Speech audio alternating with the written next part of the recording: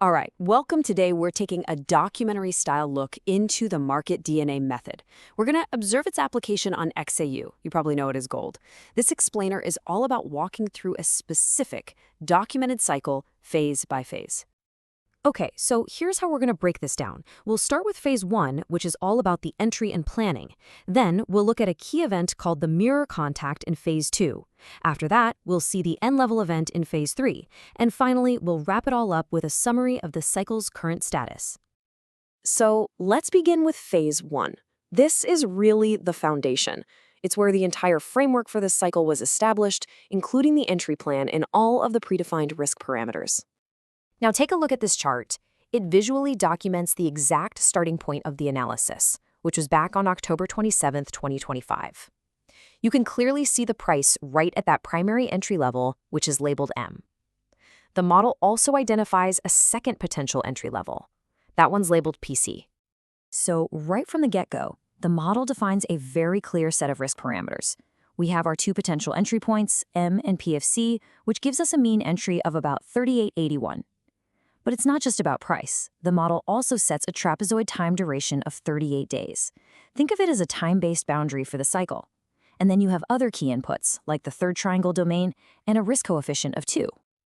So how does the model turn all that into a practical plan? Well, using a hypothetical capital of $100,000 and a max allowed drawdown of 5%, or $5,000, the system calculates a very specific trade size of 0.03 for each entry. And this isn't just a random number. It's calculated precisely to keep any potential loss within that $5,000 limit.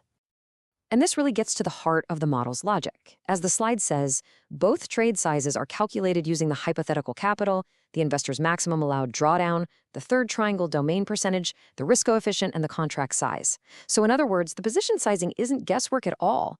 It's a direct output from the model's initial setup. Okay, so with the entry and risk defined, the model also lays out a really clear roadmap for potential exits. It identifies 3 different price targets. You've got T1 at the mirror line, T2 at what's called apex N for a safer exit, and T3 at the top of the trapezoid for a full exit. And what's really interesting is that the model can even project a potential return. In one scenario, the expected annual return is calculated at just over 20%. All right, so with the plan set, let's move on to phase 2 and see what happened next.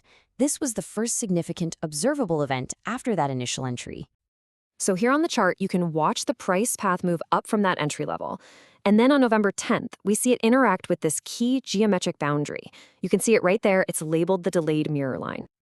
That interaction happened at a price of $4,076. And according to the model's documentation, this specific event marks the completion of phase 2 for this cycle. But it didn't stop there. After that mirror contact, the price kept progressing. This led straight to the next documented event, which moved the whole analysis right into phase 3.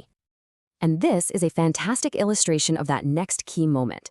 The price is observed reaching the apex of what's labeled triangle 3. And that point, labeled N, corresponds exactly to that second target, T2, that we saw identified way back in the planning phase. This event happened just 2 days later, on November 12th. The price hit that end level at 41.66, and that officially marks the entry into phase 3, which is actually the current state of this analysis as we speak. Okay, so let's zoom out for a second and just quickly recap the progression of this whole cycle. We'll connect the dots from that initial plan all the way to where things stand right now. This timeline gives us a really clear chronological overview. It all started on October 27th with the phase 1 entry. Then on November 10th, phase 2 was completed when the price hit that delayed mirror. And just 2 days after that, on November 12th, the cycle entered phase 3 when the price hit the end level. So just to be crystal clear about the current situation, the analysis is in phase 3. Only the primary trade from that first level, M, is active. The price never pulled back down to hit that secondary entry level at P of C. Now, before we wrap up, it is absolutely essential that we go over these disclaimers.